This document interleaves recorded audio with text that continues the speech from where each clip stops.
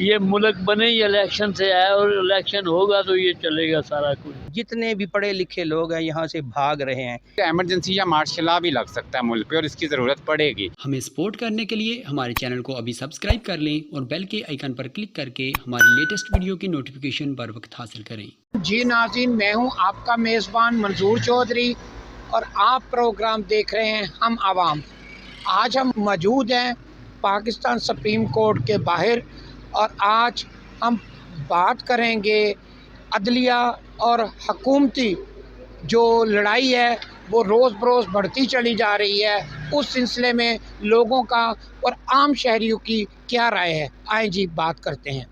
جی ناظرین، اس وقت ہمارے ساتھ ایڈوکیٹ سپریم کورٹ موجود ہے، آئیں جی ان سے بات کرتے ہیں۔ السلام علیکم۔ بسم اللہ الرحمن الرحیم۔ وعلیکم السلام جی۔ سر کیا نام ہے آپ کا اور اپنا تھوڑا سا تعارف پیش جی کیجیے۔ میرا نام قاضی اویس احمد ہے، میں ایڈوکیٹ سپریم کورٹ ہوں اور ممبر پنجاب بار کونسل بھی رہا ہوں۔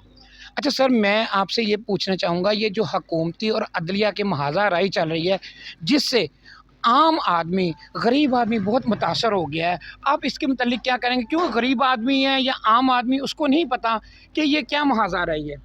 دیکھیں جی، سمپل بات یہ ہے کہ ہمارے ملک میں جتنے بھی ادارے ہیں، یہ پارلیمنٹ ہو، یہ عدلیہ ہو، الیکشن کمیشن ہو، یہ سارے کانسٹیٹیوشن کی پیداوار ہیں۔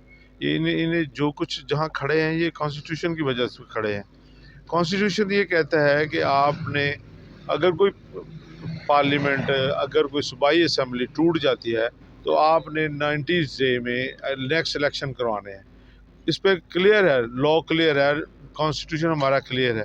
اب بڑی انفارچونیٹ بات ہے کہ اس میں حکومت جو ہے وہ ہٹ درمی کا مظاہرہ کر رہی ہے، اور میں یہ سمجھتا ہوں عدلیہ کو مداخلت کرنے کی ضرورت ہی نہیں تھی اگر حکومت ایسے رویے کو نہ اڈاپٹ کرتی، الیکشن کمیشن ایسی بات نہ کرتا کہ جی ہم الیکشن نہیں کروا سکتے۔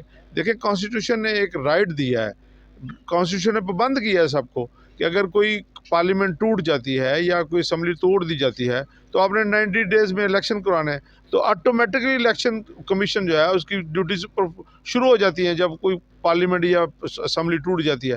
لیکن موجودہ سناریو میں انفارچونیٹ ہے کہ یہ جو مسئلہ کھڑا کیا گیا ہے یہ عوام کے لیے انتہائی پریشانی کا باعث ہے، اور اسے جو ہماری جنرل پبلک ہے وہ سفر کر رہی ہے۔ کیوں کر رہی ہے؟ کہ اس سے ہمارے ملک کا جو سیٹ اپ ہے وہ سارا کا سارا ڈسٹرب ہوا ہے۔ مہنگائی ہے وہ کنٹرول نہیں ہو رہی، انویسٹمنٹ نہیں اور ہو نہیں رہی، کوئی باہر کا بندہ آپ پہ اعتماد نہیں کر رہا۔ اس سے جو ہے ہمارے ماسز جو جنرل پبلک ہے وہ انتہائی بری حالت میں جا رہے ہیں، جو کسی کو اس کا جو ہے ادراک نہیں ہے اور کوئی اس کے بارے میں سوچنے کو تیار سر کیونکہ آپ قانون دان ہیں، آپ بہتر سمجھتے ہیں۔ سر یہ جو محاذہ رائی کی ابتدا تھی کہ فل کورٹ بننا چاہیے تھا، جو معزز جج صاحبان نے فیصلہ دے دیا، یا وہی کافی ہے؟ میں سمجھتا ہوں، دیکھیں میں نے پہلے بھی عرض کیا کہ یہ نوبت یہاں تک کیوں آئی، جی سر۔ کورٹ کو کیوں سو موٹو لینا پڑا؟ جی۔ ایک ادارہ موجود ہے، الیکشن کمیشن موجود ہے، الیکشن کمیشن اپنی ڈیوٹی پرفارم کرتا ہے اور کہتا ہے کہ الیکشن ہم اناؤنس کریں گے، ہم یا 90 ڈیز میں ہم نے پرفارم کرنا ہے، ہم نے الیکشن کروانے ہیں۔ تو سپریم کورٹ کو آنے کی ضرورت ہی نہیں تھی۔ جب الیکشن کمیشن نے ریفیوز کیا تو سپریم کورٹ کو مداخلت کرنی پڑی۔ اس میں یہ پریروگیٹو چیف جسٹس کا ہوتا ہے انڈر دی کانسٹیٹیوشن کہ وہ فل کورٹ بٹھاتے ہیں، یا 3 رکنی بینچ بیٹھتا ہے یا 5 رکنی بینچ بیٹھتا ہے۔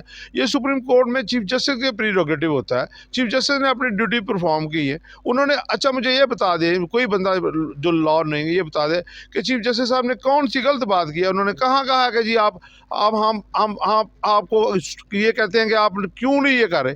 انہوں نے صرف جو ڈیوٹی الیکشن کمیشن تھی اس کو انہوں نے کہا کہ آپ پرفارم کریں، آپ غلط راستے پہ چل رہے ہیں، یہ غلط راستہ ہے، آپ غلط پریسیڈنٹ کھڑا کر رہے ہیں جو آنے والے وقتوں میں ہماری عوام کے لیے، ہمارے معاشرے میں خرابی پیدا کرے۔ سر بہت شکریہ آپ کا۔ جی ناظرین، ایک ہمارے ساتھ اور ایڈوکیٹ موجود ہیں، ان سے بھی بات کرتے ہیں۔ یہ جو حکومتی روز بروز شور بڑھتا جا رہا ہے کہ جی چیف جسٹس صاحب کو ریزائن کر دینا چاہیے، بات کرتے ہیں جی چیف جسٹس صاحب کو ریزائن کر دینا چاہیے؟ بسم اللہ الرحمن الرحیم۔ سر پہلے تو آپ اپنا تعارف کروا دیجئے کہ آپ کا کیا نام ہے؟ اور میرا نام ہے جی ایڈریس کرتے امجد ہیں۔ علی شرازی، میں جی، بھی ایڈوکیٹ سپریم کورٹ ہوں۔ تو گزارش یہ ہے کہ جو آپ نے کویسچن پوچھا ہے کہ تقریباً 32 سال مجھے بھی ہو گئے ہیں پریکٹس کرتے ہوئے، تو ہم نے یہ دیکھا ہے کہ پبلک میں یہ تاثر ہوتا تھا کہ کسی عدالت کا فیصلہ ہے جس پارٹی کے حق میں ہے انہوں نے اپریشیٹ کرنا ہے، جن کے حق میں نہیں ہے انہوں نے اس کی مخالفت کرنی ہے اور بھرپور مخالفت کرنی ہے۔ اب یہ بات جو ہے عام آدمی سے نکل کر ہائی لیول پر چلی گئی ہے، ایوانوں تک چلی گئی ہے، اور بڑے بڑے جو ہیں ہائی پروفائل جو ہیں معاملات ان میں بھی یہی بات آنی شروع ہو گئی ہے کہ جس کی فیور میں ہے وہ خوش ہے، جس کی اگینسٹ ہے وہ ناخوش ہے۔ اب جہاں تک سپریم کورٹ کا تعلق ہے، سپریم کورٹ کے لیول پر جب یہ بات آ گئی ہے تو میں نہیں سمجھتا کہ یہ کوئی چھوٹی سی بات ہے، یہ بہت بڑی بات ہے۔ پورا سسٹم ہل گیا ہے، پورا ملک ہل گیا ہے، عام پبلک کی بات کوئی کرتا نہیں ہے۔ وہ نون ہو، کاف ہو، کوئی بھی party who, P T I ہو، عوام کی جو نہیں سوچتے، میں سمجھتا ہوں وہ پاکستان کے اور عوام کے خیر خواہ نہیں ہیں۔ وہ دوست نے شعر پڑھا، انہوں نے کہا جی ایک ہی فقرے میں تاریخ پاکستان بیان کرنا چاہتا ہوں، تو انہوں نے کہا جی ایک جملہ عرض پاکستان کی تاریخ ہے، ایک جملہ عرض پاکستان کی تاریخ ہے، حکمراں آتے رہے کھاتے رہے جاتے رہے۔ جی ناظرین، میں اس وقت موجود ہوں لاہور ہائی کورٹ کے بالکل سامنے موجود ہوں، اور بات کر رہے ہیں ہم لوگ جو حکومتی اور کورٹ کی لڑائی ہے اس کے متعلق بات کریں گے۔ ہمارے ساتھ ایک سیاسی کارکن موجود ہیں، ان سے پوچھیں گے کہ یہ جو محاذہ رائی چل رہی ہے تو اس کے متعلق آپ کا کیا کہنا ہے؟ السلام علیکم۔ وعلیکم السلام۔ سر کیا نام ہے آپ کا؟ ڈاکٹر امجد حسین چشتی ڈاکٹر میرا۔ امجد صاحب، آپ بتائیں گے، آپ سیاسی کارکن ہیں، پہلے اپنا تعارف کروا دیجئے۔ میرا ڈاکٹر امجد حسین چشتی میرا نام ہے، جمعیت علماء پاکستان مولانا عبدالستار خان نیازی رحمۃ اللہ علیہ کی جماعت کا مرکزی سیکرٹری جنرل ہوں۔ اصل میں جو کچھ بھی ہو رہا ہے یہ اچھا نہیں ہو رہا۔ اور سر یہ جو محاذہ رائی چل رہی ہے اور جس میں عام شہری کو نقصان پہنچ رہا ہے، آپ اس کے متعلق کیا کہتے ہیں؟ یہ بہت نقصان پہنچ رہا ہے، اور یہ جو 18 جماعتیں ایسے اکٹھی ہوئی ہیں کہ الیکشن نہیں ہونا چاہیے۔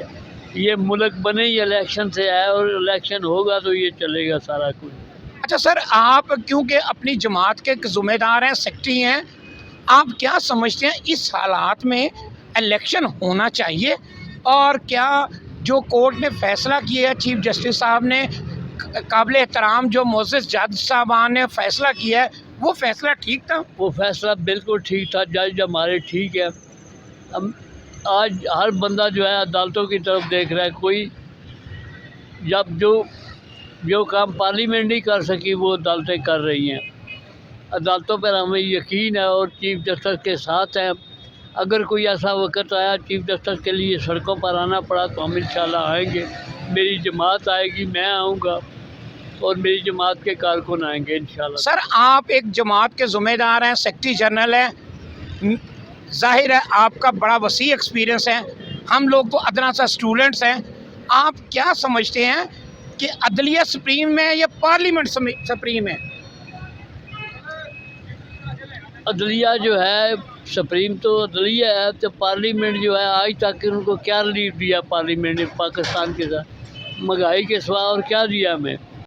جی ناظرین، اس وقت ہمارے ساتھ ایک لاہور ہائی کورٹ کے ایڈوکیٹ موجود ہیں، ان سے بات کریں گے کہ جو محاذہ رائی حکومت اور سپریم کورٹ کے درمیان چل رہی ہے، اور حکومت کا کہنا ہے کہ چیف جسٹس صاحب مستعفی ہو جائیں یا استعفیٰ دے دیں، اس کے متعلق ان کی کیا رائے ہے؟ السلام علیکم۔